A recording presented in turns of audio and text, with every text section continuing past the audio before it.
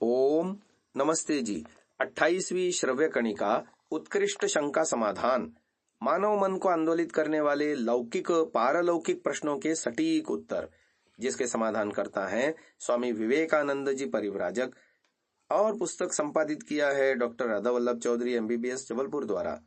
पुस्तक का प्रकाशन दर्शन योग महाविद्यालय आर्यवन रोजड़ गुजरात से हुआ है। 70वीं शंका है आज की। किस प्रकार के कर्मों के आधार पर स्त्री या पुरुष का जन्म मिलता है? समाधान किया जा रहा है। भाई, ये पूरे तो मुझे भी समझ में नहीं आए, तो मैं आपको कैसे बताऊं कि कौन से कर्म करेंगे तो स्त्री बनेंगे और कौन से कर्म करेंगे तो पुरुष बनेंगे। मुझे तो इतना समझ में आया कि बस अच्छे से अच्छा कर्म करो, अब भगवान जो बनाना होगा बना देगा। कई लोगों के दिमाग में यह बात बैठी हुई है कि स्त्री जन्म अच्छा है, कई लोगों के दिमाग में यह बात बैठी है कि पुरुष जन्म अच्छा है। जो सत्य है वो सत्य है। सत्य को जानना समझना चाहिए और सत्य को खुलकर स्वीकार करना चाहिए, क्योंकि उसी से हमारी उन्नति होती है। वैसे तो स्त्री और पुरुष दोनों एक ही योनि में हैं, मनुष्य योनि। मनुष्य योनि की दृष्टि से दोनों बराबर हैं, इसमें कोई ऊंचा नीचा नहीं है। क्या स्त्रियों का बस में आधा टिकट लगता है और पुरुषों का पूरा? नहीं ना। इस हिसाब से दोनों भारत के समान नागरिक हैं, दोनों को समान अधिकार है, वोट देने का अधिकार भी बराबर है। अधिकार की दृष्टि से दोनों बराबर हैं। जहां स्त्रियों को आधा वोट है वह गलत बात है। ये वेद के अनुसार अन्याय है। वेद में स्त्री और पुरुष दोनों को बराबर बताया है। अधिकार तो दोनों का एक दूसरे पर बराबर होता है। व्यावहारिक दृष्टि से किसी किसी क्षेत्र में स्त्रियां ऊपर हैं, पुरुष छोटे हैं। किसी क्षेत्र में पुरुष बड़े हैं तो स्त्रियां छोटी हैं। वो अलग अलग क्षेत्र हैं। वो क्षेत्र कौन से हैं इनमें, अब ये जाने।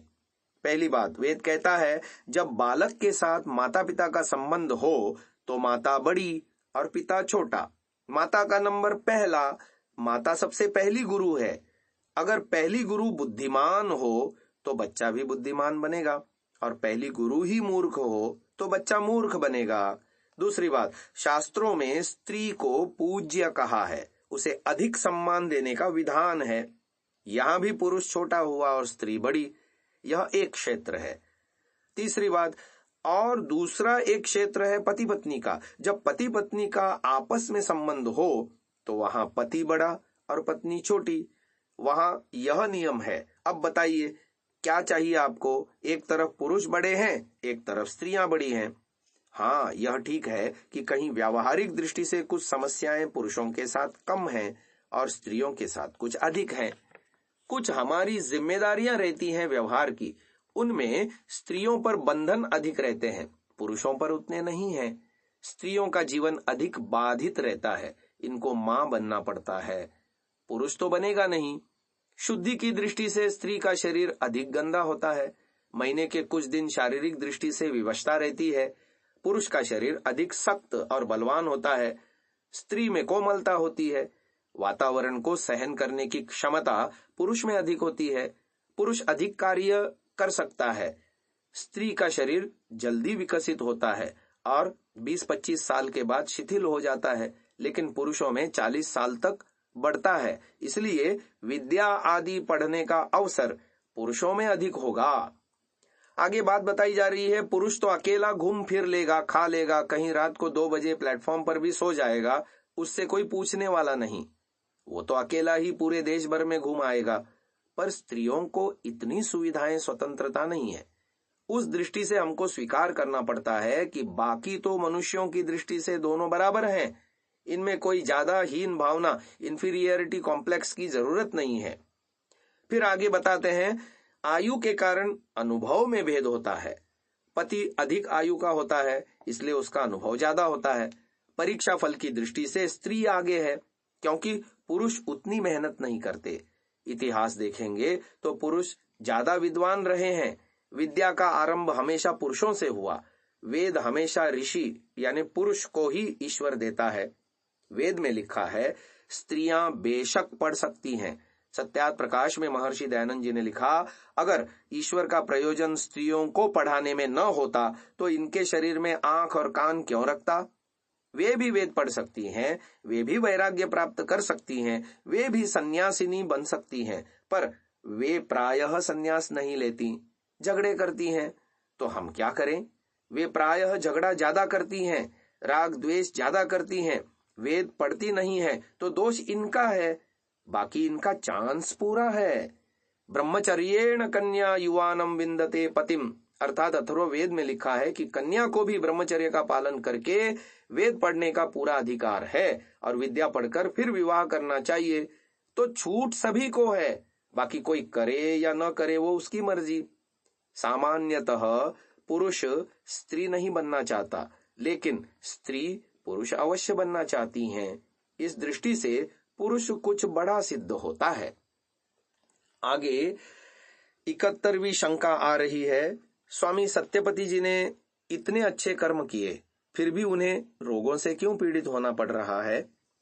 इसका समाधान किया जा रहा है। मैं थोड़ा सा उन लोगों के लिए जो स्वामी सत्यपति जी या आर्यवन या दर्शन योग महाविद्यालय से नहीं जुड़े हैं, उनके लिए बता दूं, स्वामी सत्यपति जी आर्ष परंपरा में आधुनिक युग में ऐसे योगी हुए हैं जिन्होंने योग विद्या को आर्ष दृष्टिकोण से जगत में फैलाया और उन्होंने अपनी शिष्य परंपरा उनकी बनी। उसी शिष्य परंपरा में मैं भी हूं और इस ग्रंथ के समाधान करता स्वामी विवेकानंद जी भी उन्हीं के शिष्य हैं। और एक पूरा आर्य जगत में संप्रदाय सा है जो स्वामी सत्यपति जी से जुड़ा हुआ है। तो इसका समाधान स्वामी जी कर रहे हैं। उन्होंने अपनी ओर से तो अच्छे कर्म किए, पर क्या दूसरों ने भी उनके साथ अच्छे कर्म किए? क्या उनको वैसी सारी अनुकूलताएं मिली जैसी मिलनी चाहिए? नहीं मिली। बहुत सारे कारण होते हैं। अपने कारण से भी कहीं कहीं गलतियां होती हैं। व्यक्ति अपने खराब कर्मों के कारण रोगी या दुखी हो सकता है। भारत पाकिस्तान जब से विभाजित हुआ, तब से स्वामी सत्यपति जी ने अपना जीवन बदला। उसके बाद तो उन्होंने अच्छे अच्छे कर्म किए, इसमें कोई संशय नहीं है। पर उसके पहले का जीवन गुरुजी बताते हैं, पहले कुछ अनपढ़ थे, स्कूल में नहीं गए, पशु चराते थे और बचपन में कुछ गलतियां कमियां हो सकती हैं, उसका परिणाम है। दूसरी बात, दूसरों के अन्याय से उसको परेशानी भोगनी पड़ सकती है। जैसे स्वामी दयानंद ने अच्छे काम किए, वेद प्रचार किया, फिर भी कितने लोगों ने उनको पत्थर मारे, जहर खिलाया, सांप फेंके, कितने आरोप लगाए। ये कोई उनके अच्छे कर्मों का फल थोड़े ही था, यह तो ईर्ष्यालु लोगों का अन्याय था। कितनी बार लोगों ने जहर पिला दिया धोखे से। इस प्रकार दूसरों के अन्याय से भी हमको परेशानी होती है, कष्ट होता है, रोग आ सकते हैं, दुखी हो जाते हैं, दुख आ जाते हैं। कुछ बाद में जो स्वामी सत्यपति जी को खाने पीने की सुविधा मिलनी चाहिए थी, वो ठीक तरह से नहीं मिली। अब आगे बता रहे हैं, हो सकता है कोई पैतृक दोष भी हो, जो आनुवांशिक जेनेटिक जिसे बोला जाता है, हेरिडिटी से संबंधित हो। हमारे पैतृक दोष के कारण भी कुछ रोग या दोष आ सकते हैं। कुछ वो कारण भी हो सकते हैं। यह जो हेरिडिटी से आ रहा है, यह प्रारब्ध है। ऐसा नहीं होता कि पिछले जन्म के कर्मों का फल आज अचानक से ईश्वर यूं ही चिपका दे।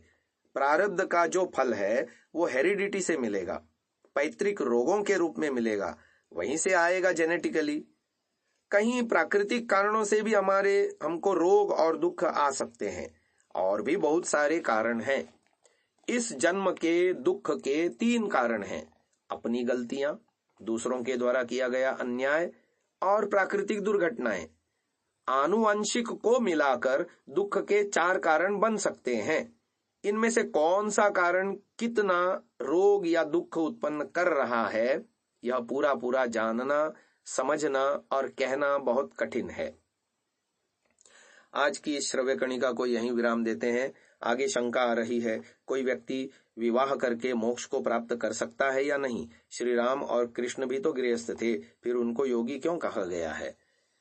इस बात को अगली श्रव्य कणिका में सुनिएगा। ओम।